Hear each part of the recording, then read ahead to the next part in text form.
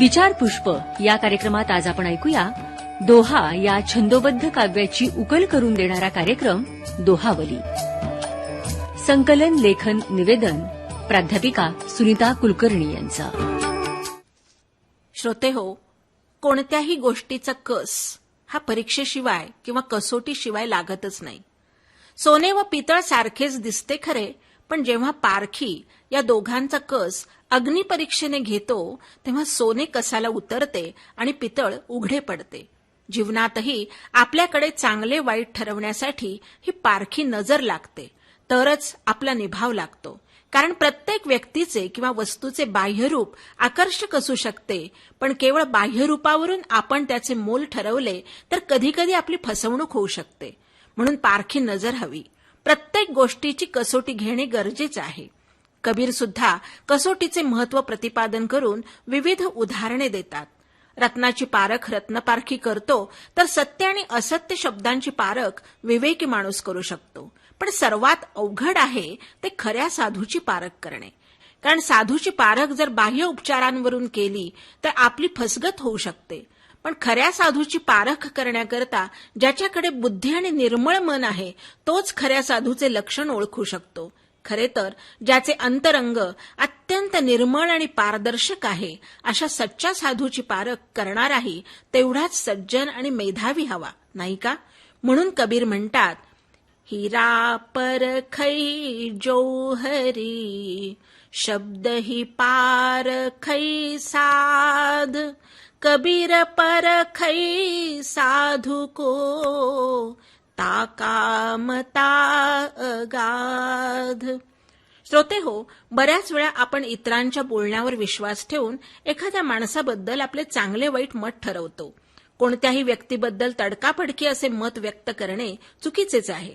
आपण प्रथम त्या व्यक्तीशी प्रत्यक्ष संवाद साधून त्याच्या बोलण्यावरून त्याच्याबद्दलचे आपले मत ठरवू शकतो. अर्थात प्रत्यक्ष त्या व्यक्तीशी न बोलता किंवा घाईघाईत व्यक्तीचे बोलणे समजून न घेता आपण त्याच्या चांगल्या वाईटाची पारख केली तर ते योग्य नाही. म्हणून कबीर म्हणतात, कबीर देखी परखीले परखी के मुह खोल साधु असाधु जानिले सुनी सुनी मुख का बोल. सत्वगुणांना अर्थात चांगल्या गुणांना नेहमी अग्निपरीक्षेला सामोरे जावे लागते. सोन्याची कसोटी नेहमी अशा अग्निपरीक्षेतूनच होत असते.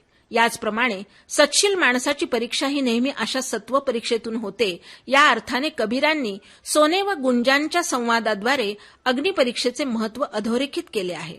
सोने गुंजांना म्हणते, तुम्ही तराजूमध्ये माझी बरोबरी कराल, पण जेव्हा आगीत दोघांना तापवले जाईल तेव्हा खरे रहस्य उघडकीस येईल.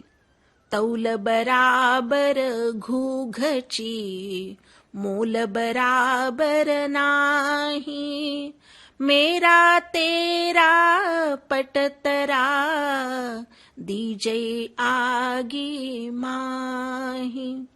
बाजारात जसा पारखी लागतो तसा गुणांची पारख करणारा गुणग्राहकही लागतो, तरच आपल्याजवळ असलेल्या अमूल्य वस्तूंचे मूल्य आपल्याला मिळेल. ज्ञानी माणसाने सुद्धा आपल्या समोर जो श्रोता आहे तो सश्रद्ध आणि विवेकी असेल तरच आपले ज्ञान त्याच्या पुढे व्यक्त करावे. अविवेकी मनुष्याला ज्ञानोपदेश करणे निष्फळ आहे. ते आंधळ्या माणसासमोर रडून डोळे फोडून घेण्यासारखे आहे. म्हणून कबीर म्हणतात, ग्राहक मिले तो कुछ कहूं ना तर झगडा होय अंधो आगे रोइए अपना दीदा खोय. बहुतेक जणांना ही पारख करणे जमत नाही. जगात त्यांना खऱ्या खोट्याचा निवाडा करता येत नाही.